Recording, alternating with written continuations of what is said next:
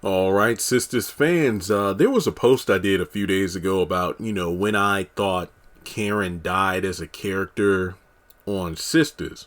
And I brought up how the moment that I felt was a game-changing, event within these two characters' dynamic was in the season 3 mid-season finale, I believe, Unlock It, when he went over to the salon to give her the $72,000 check. And that led to some fans asking the question, wait, how in the world did Zach figure that he owed Karen $77,000? I know he said $72,000, I believe, when he was at the dinner event where she read the letters, but it was 75 because he gave her the check, which she cashed the next morning, but then also gave her $5,000 in cash from his first chain breaker payment. So quick video here, because I remember doing a video on this when it first, came out in season 3. $77,000. How do we get to that number? Now, Zach has said before he's good with numbers, which he evidently is. He really is. But on top of that, when you look at Karen as a character, she's the kind of person where if she does something for you, she's always going to remind you of it. I'm talking about, in Zach's case, rent, clothes, phone bills. And then, of course, we learned later when, Karen went over to Andy's penthouse in late season 4 to vent to her after finding out about Heather and the baby situation. Apparently, he loaned money to Zach's family. He gave, him money for startup businesses that never got off the ground, putting money on his books when he was in jail. I mean, Karen's the kind of person where I just feel like it never stops. It never ends. I just feel like the electric bill, I paid for new air in the tires of your bike. I paid for that white flannel that you kept wearing throughout season 1. I gave you money so you can buy lunch at work. But then I found out you spent that money buying a sandwich for another hoe that you were sleeping with on the job. I remember 3 months ago, $4, Zach. $4, I got you a cheeseburger. But then, I can spend another $3 so you can get fries and a drink. Remember that, Zach? Karen would not let it go. And Zach, knowing that he's good with numbers, and when you combine that with Karen's naggy behavior, I feel like that's where he got the $77,000 from. Now, you could argue that he might have put some interest on it too. I don't know. But the fact that this heifer's up here saying that it's still not enough is ridiculous. Because in what world do you find yourself in a situation, man or woman, I don't care who you are, but let's say you and your significant other break apart. In what world do you get a refund on all the money you spent on them? Let's be real. And like I said, this goes for man or woman, because it's not always, men who foot the bill nowadays. You got women like Karen who hold somebody down, but once they get up and leave, then you feel scorned, even when you're the one to give up first. And Karen had every right to give up on Zach, but at the same time, it's like you're the one that waited 3 years to finally walk away and go for something better. So for her to feel entitled to that money, but to be honest, Karen, if I remember correctly, Karen herself never asked for the money. She found out about it because Sabrina can't keep her mouth shut. But at the same time, Zach was the one who decided to pay back the money. I do recall Danny saying one time, I think after he had first started getting his chain breaker money, or when he got that financial come up from the stocks, Danny did say once, she was like, well, you owe Karen for all the time she held you down. And Zach's like, I know. I think that was the one and only time Zach got, called out for, hey, I know you starting to make some money, but don't forget how Karen did this for you. I remember that. But I don't think he had to give her that money back.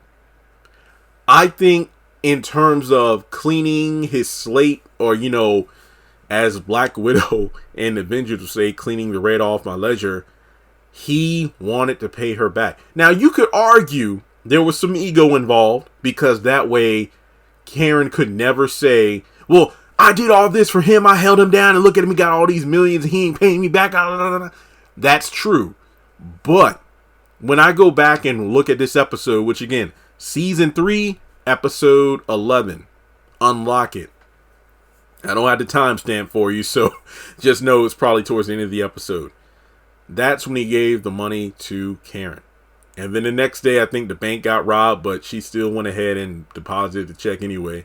So for her to say now that it wasn't enough, she sure didn't waste any time cashing that check, and or depositing that check in the bank. And she sure didn't, tell Zach, yeah, you owe me more. This ain't enough. So I think that's how the money came about. I'm just sitting up here thinking like, I'm in a position where, and I've always had this mindset, but thankfully I'm making a good amount of money now. But I'm the kind of person when I think about like dating and whatnot, like, me, until I get my own place, I don't really feel like that much of a man, considering that I'm still at my folks' house, which is a social norm nowadays for my generation, post college and whatnot, to still be living with their parents. But for me, I'm just trying to deal with the damn housing market. So long story short, I don't feel secure in myself to go out into the dating pool, find a woman and whatnot, until I got my own spot. That's basically how I feel. But when you look at a situation in the dating world, and look, I'm old school, I don't mind paying for the meal and whatnot. It's just one of those things where nowadays, strong, independent women, I remember in Lynchburg, when I used to live there, I went on a few dates. I think 3 out of 5 girls refused me to pay for their meal. They wanted separate. I was like, okay, whatever. I mean, I'm like, are you sure? Because I don't mind. I remember one time I paid the bill before the girl said anything. I think she went to the restroom or something. I paid it by the time she got back. When we were coming out of the restaurant, I think when I was dropping her off or something, she literally handed me the exact money that was half of the bill because she refused to let me pay for it. So I was like, okay.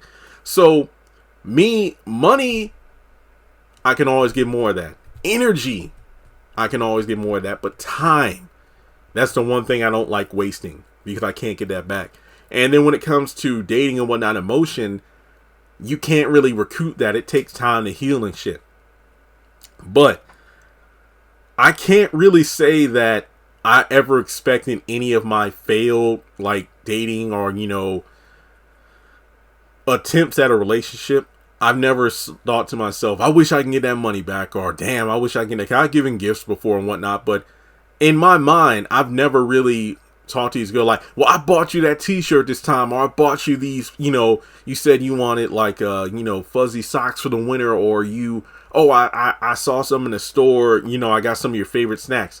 Do you know how asinine it would be if everybody went back to their exes and whatnot and said, hey, you owe me $322 from them dates I spent on you and all this stuff, and, and this and that. And then this is ridiculous. So, yeah, I feel like part of it was possibly Zach's conscience just to clear it. But at the same time, he didn't need to do it. See, acrimony was different when, what's his name, after Melinda dumped him and whatnot and got a divorce, I believe. He did right by her by getting, her family's house back, because she put up the house to help his big dream. But then it didn't pan out. But then when it finally blew up, he did right by her because she made a huge sacrifice for him, and she got her the house back. But Zach and Karen were never married. They were just shacking up. So for her to get this money is ridiculous. But Zach did what he thought was right, and I ain't faulting him for it. Now Karen looks like a bigger a-hole because of the way she's presenting herself, acting like she's entitled to more. So, yeah, that's how Zach came to the $77,000 total. I mean, hell, look at it this way. Gary spent millions on Andy, and even if he tried to sue, she did make a good point. It won't work. You gave me those things as gifts. You put everything in my name, and I paid the taxes on them, so they're mine. So Gary trying to get the money, his stuff back, ain't going to happen. So, yeah, it's ridiculous. So, but let me know your thoughts in the comment section below.